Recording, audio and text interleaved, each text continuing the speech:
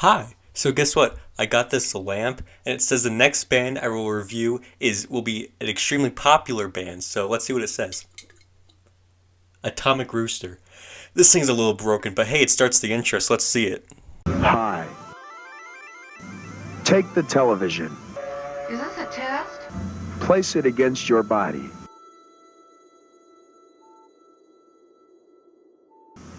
Feel the sound of my voice.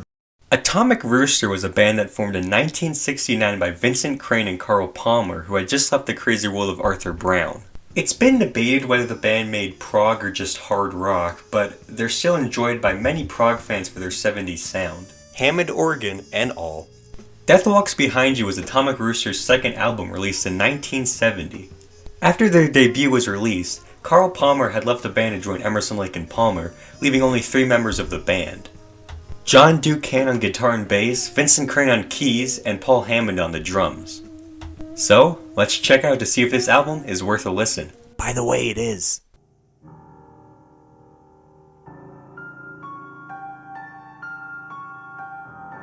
The album starts off with the title track. With its eerie piano opening, it gives off a very chilling atmosphere until it breaks down to that amazing riff.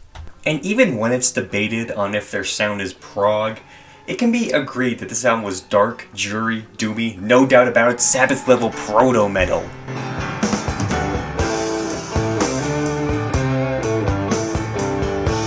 And this track shows that this will be one spooky album. Track 2 is the instrumental Vug, which is a great showcase of all the members' talents, with solos, and solos. The album continues with Tomorrow Night, where the guitar on this track seems to have a reggae influence mixed with that satisfying piano part. Seven Lonely Streets has this organ intro, giving it an epic quality, almost like some kind of battle's about to start. And then there's a part of the song where it feels like John and Vince are having a battle with their instruments.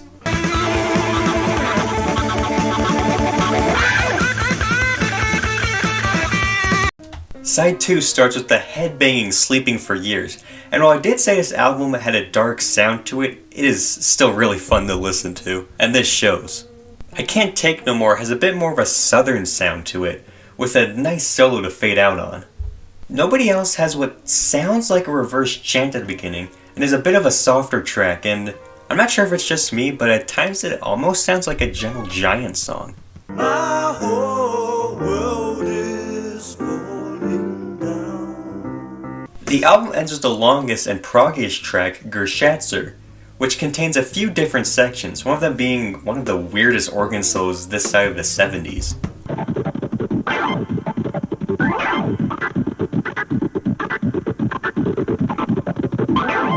But man, what a great track to close out on. All in all, I think this is a really good album by a heavily underrated band. It has a bit of that Deep Purple sound with the organ mixed with the heavy guitar riffs. And this would also be a fitting album to listen to in October.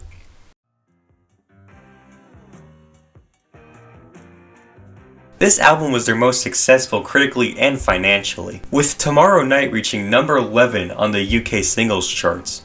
In terms of professional reviews, Progsphere said, "Though not exactly flawless, Death Walks Behind You is an impressive offering that is almost a must-listen for Hammond fans and anyone who likes their prog with a harder edge. A fascinating, almost addictive album by an underrated band." Oh, so this gets a good review, but not any Styx album? Rolling Stone, I spit on you. So that was Death Walks Behind You by Atomic Rooster. I hope this video inspired you to listen to the album. And remember to keep your ears open, you never know when you'll find a new favorite.